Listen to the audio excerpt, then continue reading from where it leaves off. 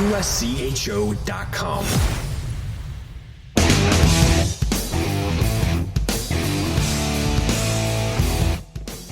Welcome to USCHO Edge for Friday, October 20th, 2023. I'm Ed Trefzger alongside Jim Connelly and Dan Rubin. Each week, we talk about 5 games and what the odds makers think about them. If you're into betting, maybe we give you an edge. If you're not into betting, we hope you'll listen anyway and find out what kind of things go into picking favorites and maybe digging out some interesting tidbits about the games you're going to watch.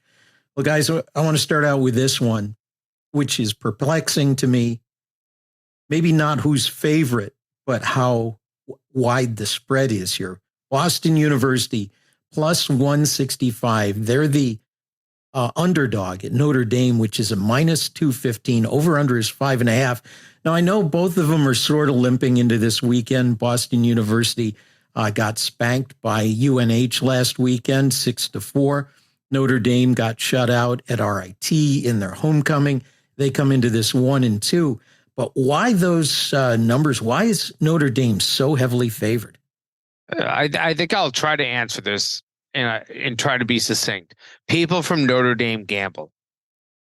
And that's as simple as it is. People bet on Notre Dame. So whether they're the favorite or the underdog, they're always going in the sports books' minds, they're going to take money. And they're going to take more money than Boston University was. So if you were to make them say the right number, which is probably minus 125 or minus 130, and Boston University should be probably minus 110. If you do that and Notre Dame happens to win with a ton of people betting on them, maybe 80%, 85% of the overall action betting on them, the books would lose huge. So you put this minus 215 number, which, if you listen to us a little bit, and I'm not trying to say that Notre Dame's going to lose or Boston University is going to win, but you should know that Boston University at plus 165, this might be the only time this year, unless BU goes on a really bad, horrible skid, this might be the only time you see Boston University plus 165 all season. Again, I'm not saying that they're going to win this game. We don't know. It's very difficult to call. I think when you really flip, look at this, it's probably a coin flip as to which team should win. But if you're going to tell me that I can bet something that's a coin flip, so that should be, even money, minus 100, plus 100, however you want to say it. And I'm going to get plus 165. I am betting BU every day, all day. I take them in this matchup no matter what.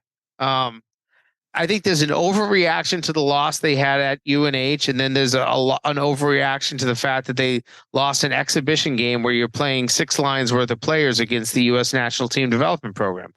I think this is one where BU is grossly undervalued here.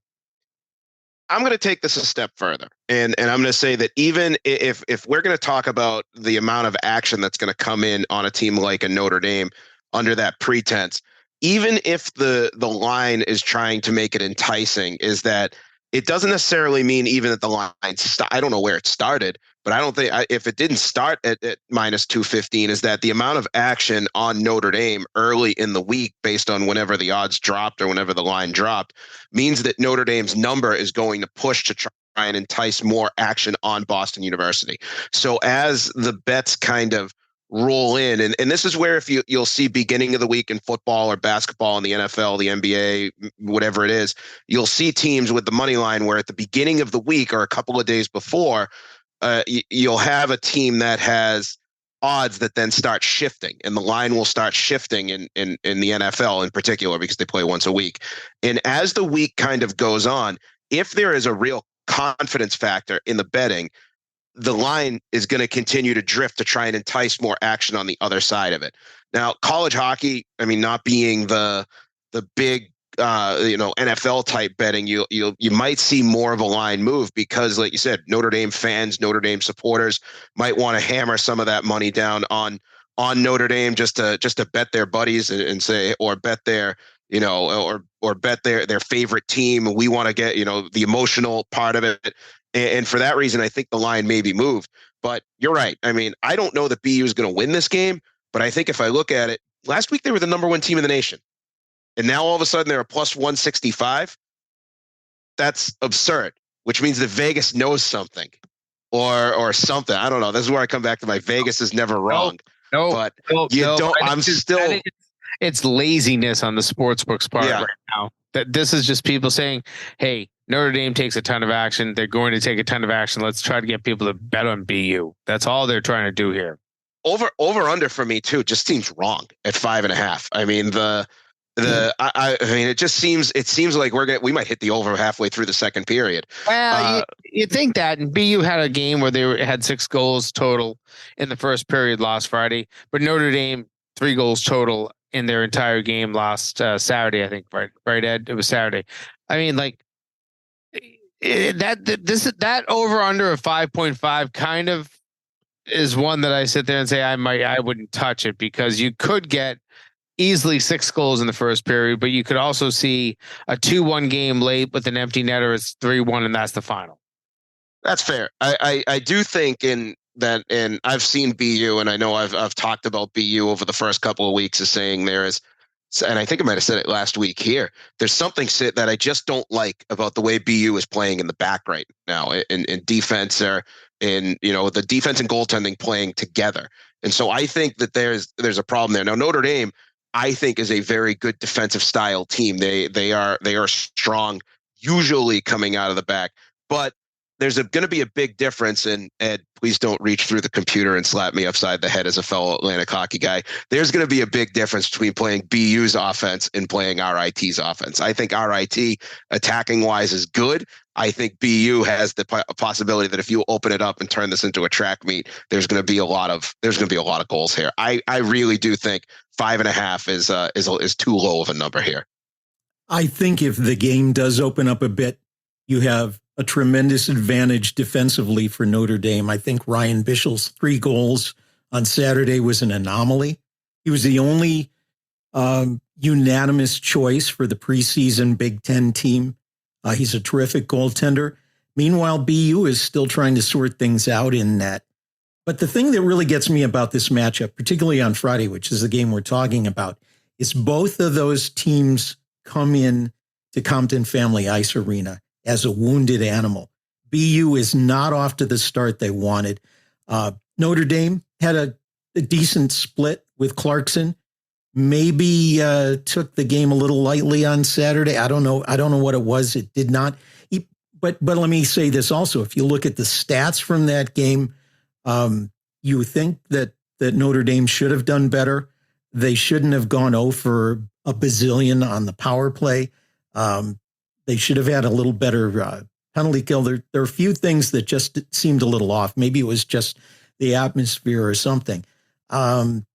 It's going to be a ferocious game on Friday, and whoever doesn't prevail on Friday is going to be just absolutely relentless on Saturday. But this is not the game that the odds say. This is a slight favorite to BU, but boy, even with a slight favorite there, I would be leaning Notre Dame in this one. It's too bad we can't throw down an anytime cross check or something like that, as a prop bet. Just pick I'll give you a first period anytime cross check. There we go. These two teams going to go nuts in the first game. They don't call cross checks enough these days. No, they really don't. There's a lot of this little boom, boom, boom, boom, and all the time. It doesn't get called enough. It's even when it is a cross check, too many times it's hitting from behind. So I would take the anti on that bet any day. Well, in any case, is this one, I guess from what you're saying, Jim, you're not going to get a big plus for BU any other time this season unless they completely collapse. So if you want to throw money on this one, BU is where to go. If they start the season 0-5, maybe you'll get a number like this again. You're not going to get this. And I don't even know why you have it this weekend. I think it is the laziness of bookmakers at this point of the year. But that's a lot of value on one team. And maybe not the craziest one we have either. We'll see. We'll see. Well, the next one on our list is UMass. Crazy. UMass minus 166. They're getting into some very specific numbers. At Minnesota State, a plus 130. The over-under is 5.5. I want to ask this question right off the bat. Given what we saw last weekend, is everybody underestimating Minnesota State? Heck yeah. Yes. Yeah. And even more, maybe we're overestimating UMass. I mean, they played a decent game against AIC. I called that game, and I'm not going to say they played poorly, but they had a pretty hefty lead and almost blew that one. And then they played 5 out of 6 pretty bad periods against Michigan. That's not fair. I'm going to say that Michigan played 5 out of 6 good periods against them and then played a stinker of a third period. UMass took full advantage, scored 6 goals on Saturday night in the third period, and ended up pulling out a split out of that series and made it look like that, it was kind of an even series. I don't think it was. I think it was kind of a series that probably favored Michigan a little bit. I watched that second game, and UMass I didn't think looked good for 2 periods, and then suddenly there was space, there was time. I don't know what happened in Michigan in terms of the way they stepped up, but I also thought that UMass found a jump in the third period. Can they do that on the road at Minnesota State? Maybe. This is a Minnesota State team. I think it was 2 years ago when UMass was the defending national champions, came in and at least beat them once, maybe swept them. I don't remember that off the top of my head, but they handled UMass pretty well at home. And now this is the payback series to go back to Mankato. And here we have this weekend series. But I look at the way I look at Minnesota State right now is people just thought they weren't going to be good, and maybe for good reason. You lost your head coach. You lost a ton of players to the portal that went with your head coach to Wisconsin. But I am very impressed by what Luke Strand has done there. Obviously, last weekend, couple of wins, coming out on top when people really counted them out. I mean, how do you do that again against UMass and make them a plus 130?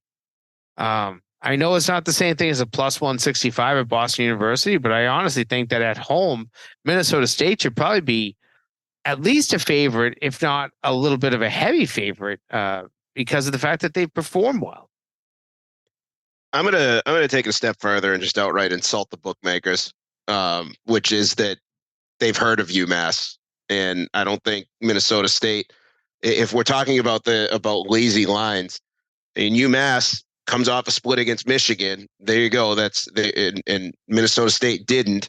Now we're talking about underregarded, underutilized, underpublicized. Even it boils down to known commodities to me. And UMass early in the year with a big win, regardless of looking within the numbers at it, comes out of a split with a top-ranked Michigan team, and the fact that they have the win earlier in the year kind of just makes me feel like it was, so you saw UMass was pretty good, and you're just going to pick UMass at that point and give them good odds.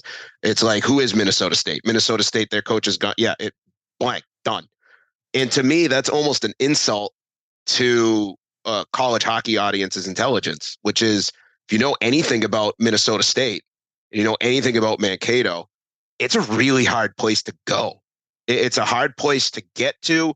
It's not like going to the Twin Cities, and it's a really dedicated. It's an hour bus ride. Come on, let's. But it's not like, it's not that bad. But I mean, we're not going to International Falls here. We're going to Mankato. No. But I mean, you're dealing with a smaller town that, like, a smaller building. It's just not. It's not the Gophers, and so Minnesota State. So kind of like still loses that living in the shadow. Even though if you look at the last few years, Minnesota State's done a lot in Mankato to build up what is an incredible place to watch a game. And to me, going out there on a Friday with a little bit of shock value, maybe UMass comes back and wins on Saturday. But I as an underdog, everyone knows I love Mankato in general, but Minnesota State right now, this is insane. This is absurd to me that these are the first 2 games that we're talking about. At this point, though, I don't mean to discredit UMass. I just think that at home, Mankato should be a favorite. Almost any time they play this year, they're going to be a good team. make them the favorite home. I love it. I mean, this is the opportunity. Again, I say I make my money off cricket, not off hockey. But this is one, if you're betting, I love like a little parlay between BU and Minnesota State this weekend. Bet them both on Friday, make a really good payday. We're going to take a pause, come back with 3 more games. You're listening to USCHO Edge. Continuing now with USCHO Edge. Ohio State is a plus 140 at Michigan, a minus 180. The over-under is a lofty 6.5 on this one. I don't mind. I think this is a really well set line.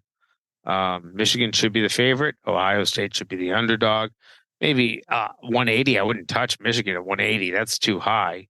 Over under 6.5, probably. Yeah, maybe it gets down, and that's a better under to bet. But I wouldn't touch this game. This is so. As much as we have made fun of the books for missing on the first 2 that we talked about here, BU, Notre Dame, UMass, and Minnesota State, they nailed this one.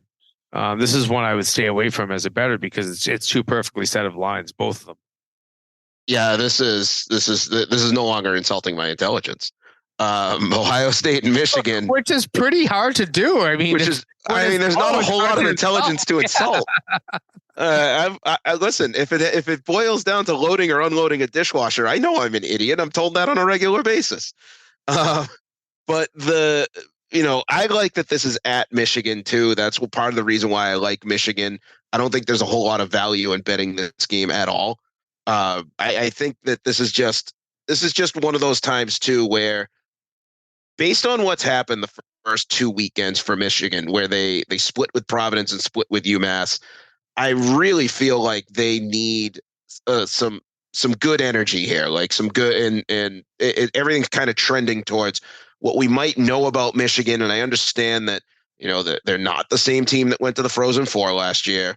But, when you look at the program and you look at what they did last year coming out, splitting the first 2 weekends doesn't feel quite like what they should have done, as opposed to Ohio State, which picked up 2 wins and this is going to be the first real trial by fire for them. Mercyhurst is an Atlantic hockey team. Big Ten teams should win those games early in the season. Lindenwood is a series that Ohio State should have won, though technically that second game was a 2-2 tie, and I have no idea who won the shootout. If they did a shootout, I never really paid attention to that part, to be honest. But coming out, this feels like Ohio State's going to get burned a little bit, having to go to Michigan, step up their game, and Michigan has a little bit more battle wounds right now. So both of you, I guess it's stay away from it. Stay away from this one. I don't touch this one. Yeah. No, wouldn't touch this with a 10-foot pole. No value. And I wouldn't touch this with your betting wallet of Monopoly money. Well, there you go. I would with Jimmy's, because he's been doing well on cricket. I know Jimmy's just going to double it in cricket. Yeah. He's got cricket to backstop it. Well, let's turn to the next one. Denver, a minus 200 at Providence, plus 154. Over under is 6. I understand why Denver is the favorite, but is it really that wide a spread in that game? It maybe not, especially Providence at home. We'll go into the Dan Rubin school of home underdogs maybe a little bit here. I don't love betting Providence here, but if I had to take a team here, it would probably be Providence. Making that potential money 154. They're a good home ice team for the most part, but listen, Denver's a good team overall. So I don't know what to expect from this series. Providence, they impressed with their split against Michigan to start the season. I'm not taking anything out of last weekend for Providence. No learning experience there. Over under 6. Yeah, whatever. I guess they can get there. I don't expect either of these teams to just knock it out of the park, goaltending or defense wise. I'd go over there. I wouldn't touch the series again. If you did, you got to go Providence and take the edge, the plus 54 that you're getting in the line. But yeah, again, this is another one where, as much as we made fun of them for how badly they did, and we'll get to the next one, the last game, and maybe there's some edge to be made in game 5. But games 3 and 4 here that we've listed out, Ohio State, Michigan, Denver, and Providence. I don't see a lot of edge here.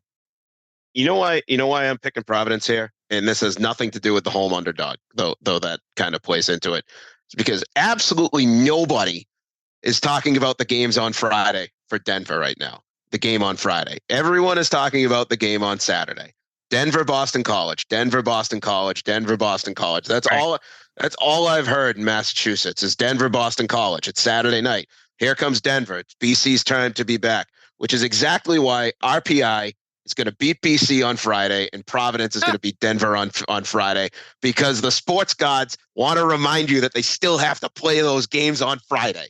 So I'm not saying it to be spiteful. I was one of the voters who went with BC number 1 when there was me and someone else last week after the first week into the season. I think BC is the best team in the country right now.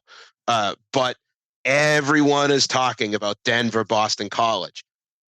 Providence is too good a team to overlook that with. And for that reason, it just feels like I don't think Denver is going to get caught up in that. I don't think BC is going to get caught up in that. But if you were to, not with those coaching staffs and not with those players, but it just feels like neither team knows enough to care, right? Believe it or not, like they're young. They're not coming off national championships last year. I mean, I know Denver's not that far removed. I get it, but you're really just not there that you're thinking about that at this point in the year. I think that the game in front of both of them, the RPI and the Providence game, it just means too much to them right now. Yeah, I think it does. I think it really does. And I think both of those teams can take care of business on Friday night. I do think Providence is going to win. I do think, and I'm pretty confident in saying that because I think Providence is better than a lot of people are giving them credit for. But I also think that, it's just one of those things where every time everyone gets hung up on a game on Saturday, one of those games on Friday goes off the rails. And I will say that Providence at home, is usually a pretty good team. They've pulled off some big upsets at home in their building. They are usually a pretty good team, especially in non-league play. That means double your pizza money and get an extra large over at Caserta when you're done. So Dan, do you think the fact that you live in Massachusetts may have something to do with them talking about Saturday's game? Do you think if you took a trip down I-95, you might hear them talking about Providence and Denver? No, they won't talk about it at all. No, because the Providence media market got rolled up into the Boston media market. Yeah, and some of the best writers got discharged. So yeah, you're right.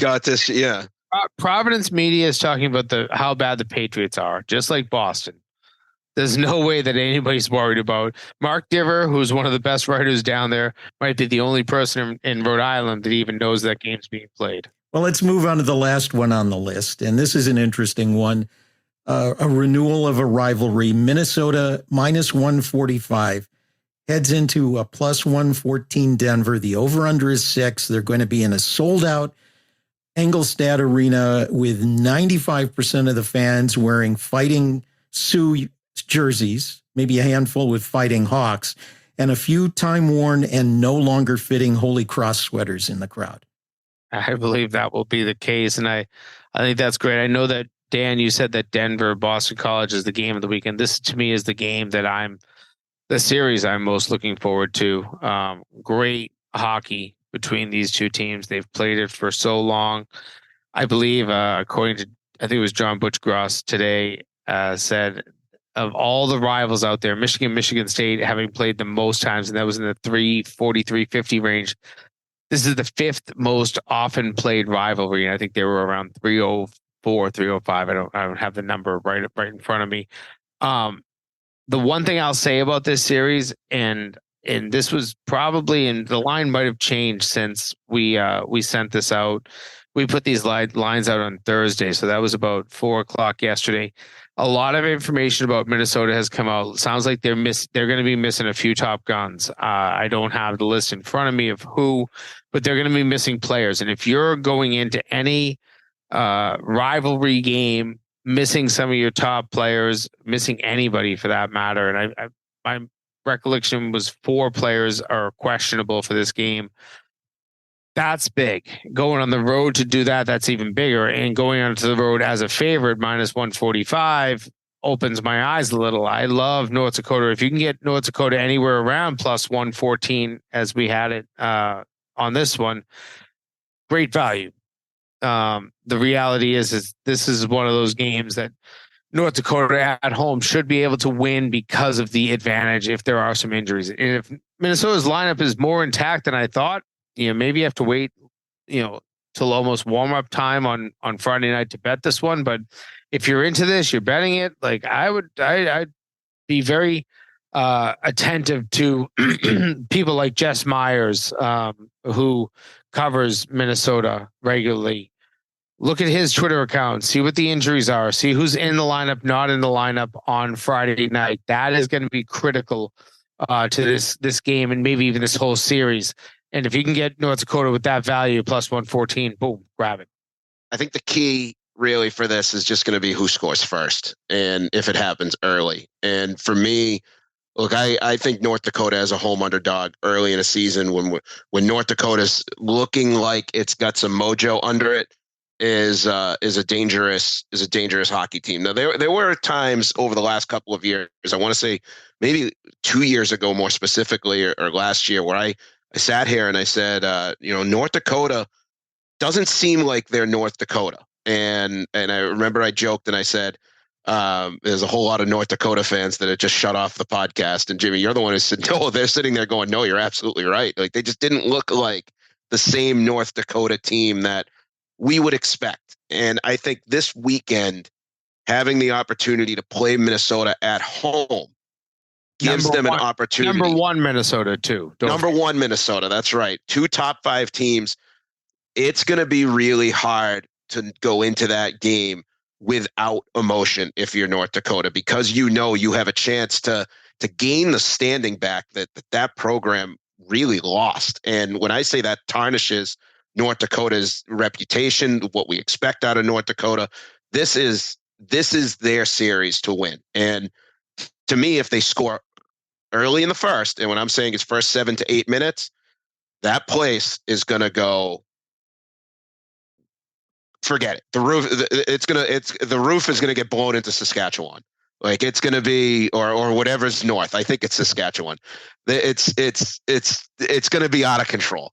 And so I'm very excited to see what happens. I love North Dakota value as a home underdog in this series. If you really believe North Dakota is back or is on the way back, then this is a no-brainer to me. And truthfully, I don't love the Gophers as the number one team. I told you that before. I said that I had Boston College as my number one team.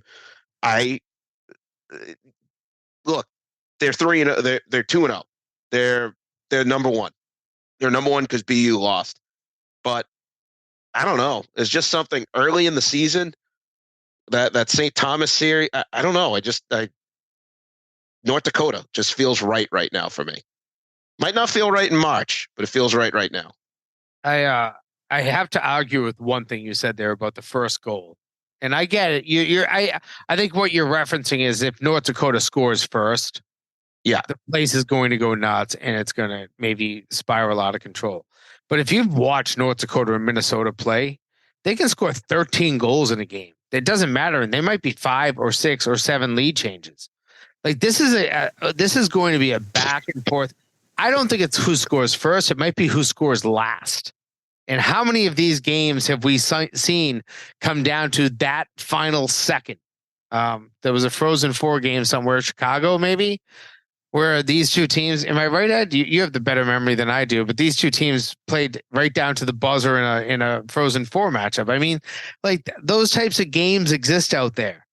And that's what I look at this as. And I would blow this 6.5. No, I'm sorry. It's only 6 over under. I'd blow the roof off that. This game is going to be 7-5 to me. Might be a massively high scoring game. If they were 3-3 at the end of the first, I wouldn't be surprised. I'm going to argue a point back on you real quick, and it's because I just pulled it up, and now I'm going to do something silly and let facts stand in the way of a good time. Over under is 6. The last meetings here, dating back last year in Minneapolis, One hit, one didn't. The first game did not hit 6. It was an overtime 3-2 win for Minnesota. 5 goals the year before in Grand Forks.